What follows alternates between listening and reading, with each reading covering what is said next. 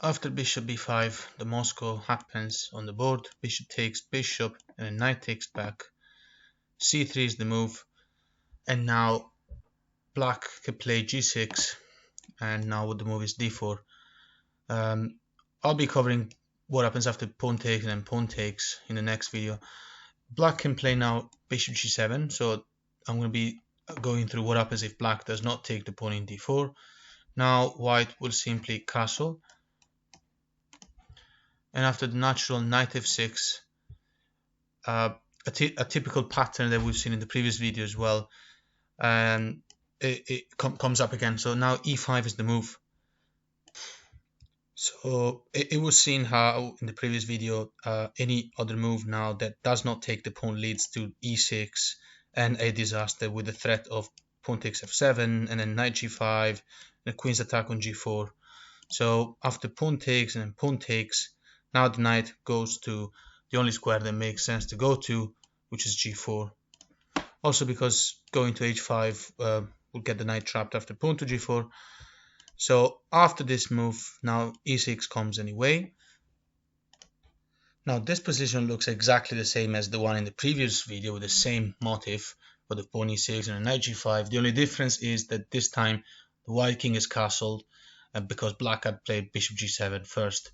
Whereas in the previous video the bishop was not in g7, black had played knight f6 immediately.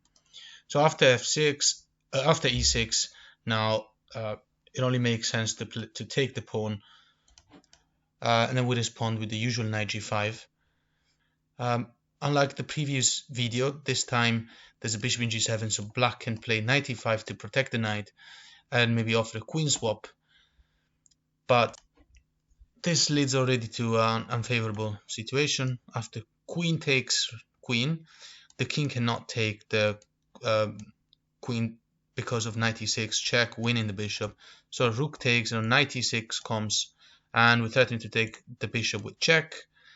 The best move now according to the engine for black is king f7, so give up the exchange, which we're going to take in exchange of some activity. Basically knight takes rook, rook takes back, and now white is undeveloped, but is supposed to be winning as long as he plays accurately. The next move now is a4. The reason is that since white is behind in development, we want to control this square just to stop a potential pawn storm here, and the black will be able to do, because we're going to have to be busy developing the pieces. So we play this a4 move, and then we allow the knight to develop in a3.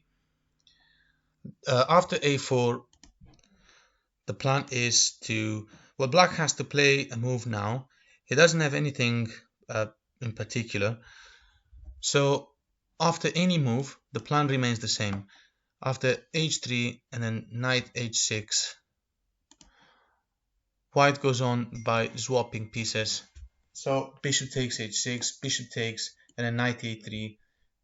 White needed to immediately develop. So even taking a piece that is active with a piece that is passive, that was a good idea. After knight a3 now, the plan is simply to look for swaps. So trading rooks will lead to a better endgame. Black's got an isolated pawn and white is up to the exchange. Going back to the line, knight f6 is what we saw earlier. Black can play moves in reverse order, so he can start with queen b6, which is possible. He's not going to castle queenside because it's just wrong. e5 now cannot be played because, well, there's not a knight in f6, but the point is e5 is just controlled by too many different opponent pieces, so white continues with rook e1. And after knight f6, e5, pawn takes, and then knight g4. In this case, in order to proceed with the usual e6 plan, white will have to make a move that is very similar to a move that has been seen in a previous video. Queen a4, pinning the knight and attacking this one. And also this actually threats e6 now, because black will have to save his knight here, and if he plays h5 to do that, we have a very similar situation to the one of the previous video. After h3 and knight h6. The knight g5, knight will get to g5, a6 is happening, and this knight here will no longer be controlling or helping to control the e5 square. So now black can try, if is tired of the threat of e6, and black can just try queen e6. Now h3 happens anyway, and after knight h6, knight g5 as usual, attacking the queen. Queen will have to move away, and white's position is excellent.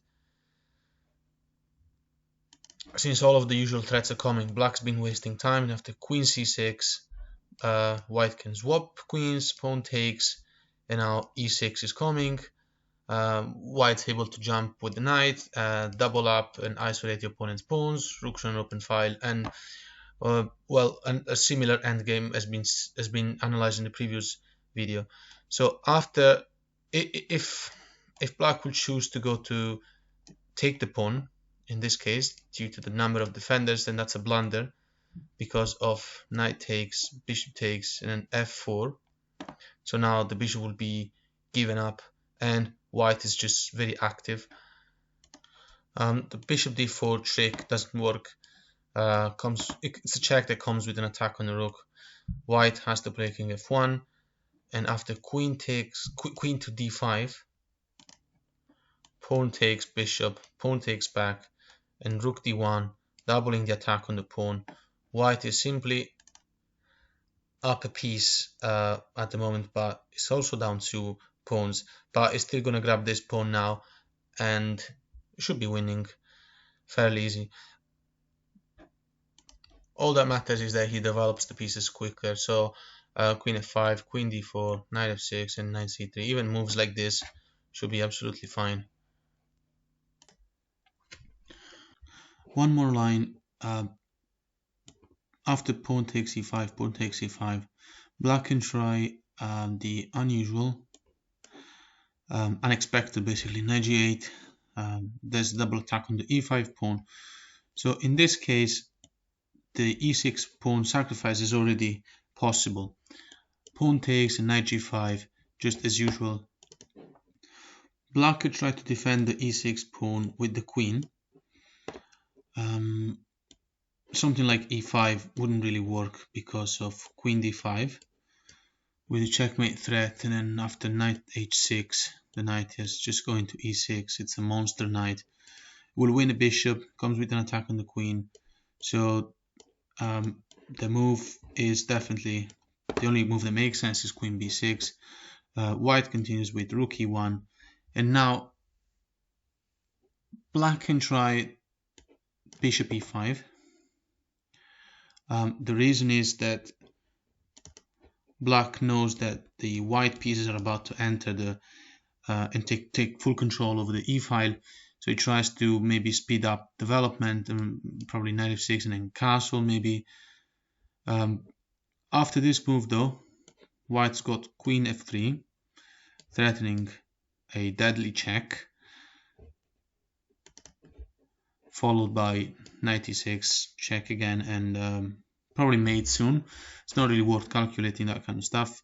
Black plays knight h. If black plays knight h6 to defend f7, then white continues very simply with knight d2, aiming to the c4 square.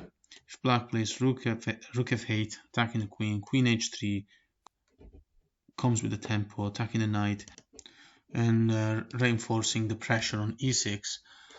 If black actually castles alongside, white still continues with knight c4, attacking the queen and the bishop, and after the queen goes to c7, knight e6 just wins the game for white. Now it has to be noticed that the queen couldn't have gone anywhere else after knight c4. There's nowhere else that the queen can go to keep defending this piece. And another line that shows how good this attack is. Instead of knight h6, black could have played knight f6 earlier, and the attack continues with knight d2, and then if h6, the queen goes to h3 and still puts pressure on this square. The pawn cannot take the knight due to the pin,